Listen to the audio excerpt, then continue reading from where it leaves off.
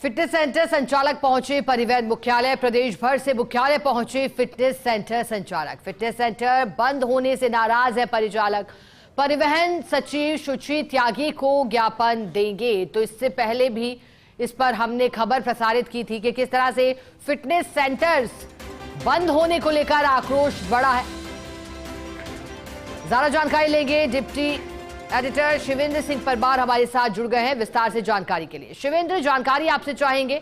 Fitness centre संचालक परिवहन मुख्यालय पहुंच गए हैं। फिटनेस सेंटर बंद होने को लेकर हालांकि तमाम वजहें दी गई, फिर भी उससे नाखुश और असंतुष्ट दिखाई दे रहे हैं फिटनेस सेंटर संचालक। क्या असर इसका, शिवेंद्र?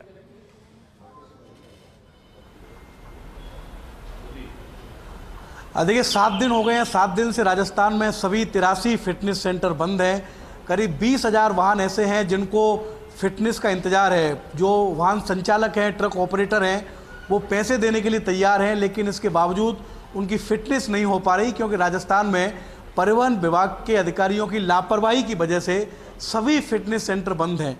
और इतना अभूतपूर्व संकट है राजस्थान के ट्रांसपोर्ट सेक्टर पर, उसके बाद भी परिवहन विभाग के अधिकारी गंभीर नज़र नहीं आ रहे। आज हमने खबर चलाई है कि एक मेल किया है परिवहन मुख्यालय ने मॉर्थ को, और उसमें उन्होंने कहा है कि जो 83 फिटनेस सेंटर हैं उनको मान्यता दी जाए, लेकिन उस मेल को करने की भी कोई ज़रूरत नहीं है। अगर राजस्थान का परिवहन विभाग चाहे तो अपने स्तर पर भी ये फैसला ले सकता है, लेकिन पता नहीं क्यों परिवहन विभाग के अधिकारी कंफ्यूज हो रहे हैं, डर रहे हैं कि ऐसा फैसला वो लें या नहीं लें। फिलहाल तमाम फिटनेस सेंटर संचालक आप देख रहे हैं जो राजस्थान के अलग अलग इलाकों से जयपुर आए हुए हैं, वो परिवहन विभाग के अधिकारियों से मिलेंगे। हम कुछ लोगों से बात भी करेंगे।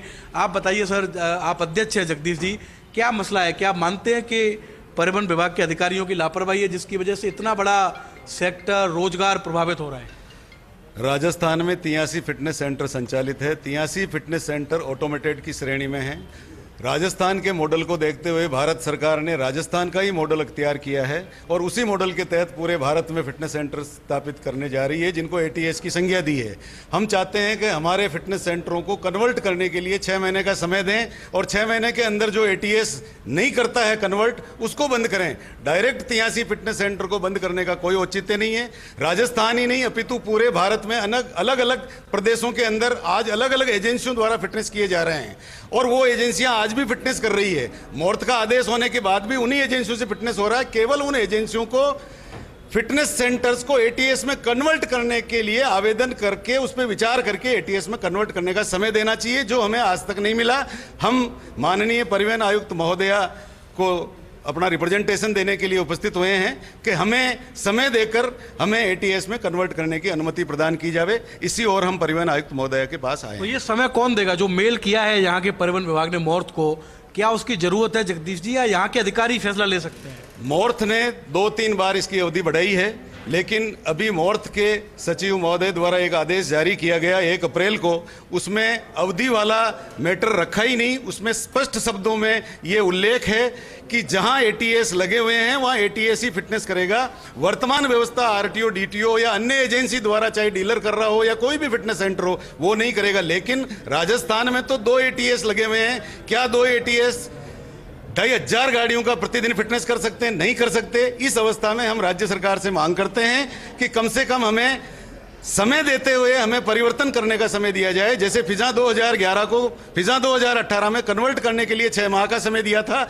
और जिन्होंने आवेदन किया उनको उसमें कन्वर्ट कर दिया गया, जिन्होंने आवेदन नहीं किया उनका बंद कर दिया गया। हम इसी अनुरूप माननीय परिवहन आयुक्त महोदया को ज्ञापन देने के लिए सभी 83 लोग यहाँ उपस्थित हुए हैं। और अगर आपकी मांग नहीं मानी गई, मान लीजिए अभी भी समय लगा, तो फिर आगे क्या करेंगे आप लोग? ये सरकार पे डिपेंड करता है।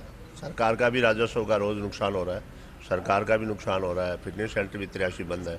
हम सब ने ATS में कन्वर्ट करने के लिए अप्लाई भी कर दिया था, मगर हमें LY नहीं दिया गया। जब LY हमें नहीं मिला तो हम उसमें कन्वर्ट कैसे करते हैं उसको? जब हमें परिवहन डिपार्टमेंट LY जारी करेगा तो हम उसको कन्वर्ट कर लेंगे। कुछ एक नामात्र की मशीनरी और लगी है, बाकी तो ऑटोमेटिक ही है। पहले भी जब फिजा 2018 सरकार ने बढ़ाई थी तो ये सारी चीज़ें उसके अंदर थी। ऐसा कोई नया तो है नहीं। एक आधा कोई छोटा मोटा इन्होंने जो और एक सेंसर या कुछ ऐसे 1-2 उसको अपग्रेड करने के लिए किया है। अब सरकार LOI दे तो हम तो जल्दी से जल्दी इसको कन्वर्ट कर सकते हैं। जब तक सरकार हमें LOI जारी नहीं करेगी तब तक हमारा समय बढ़ाने की, अगर सरकार बढ़ाती है तो सरकार को भी राजस्व प्राप्त होगा और 80 सेंटरों के लोग भी बेरोजगार नहीं होंगे। और नहीं बढ़ाएंगे तो क्या करेंगे फिर? आप लोग इंतजार करेंगे, धरना देंगे, क्या करेंगे जगदीश जी? यदि हमें समय नहीं देते हैं, समय नहीं बढ़ाते हैं, तो हम तो माननीय परिवहन मंत्री महोदय और मुख्यमंत्री महोदय से निवेदन करेंगे।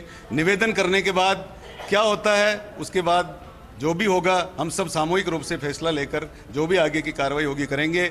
अगर हमें समय नहीं देंगे तो मॉर्थ में जाना होगा तो मॉर्थ में जाएंगे, गडकरी साहब के पास जाना होगा तो वहाँ जाएंगे। जो भी होगा हम सब सामूहिक रूप से फैसला करके तय करेंगे। अभी हम माननीय परिवहन आयुक्त महोदय के पास आए हैं और पहले फिजा 2011 थी, उसको कन्वर्ट की 2018 में। 2018 में कन्वर्सन किए, उस समय 6 महीने का समय दिया गया था और 6 महीने में जिनको सेंटर चलाना था सभी आ गए और सारा काम हो गया। आज राजस्थान को 1 करोड़ राजस्व का प्रतिदिन नुकसान हो रहा है। आज 7वां दिन है, 7 दिन से कंटिन्यू बंद है।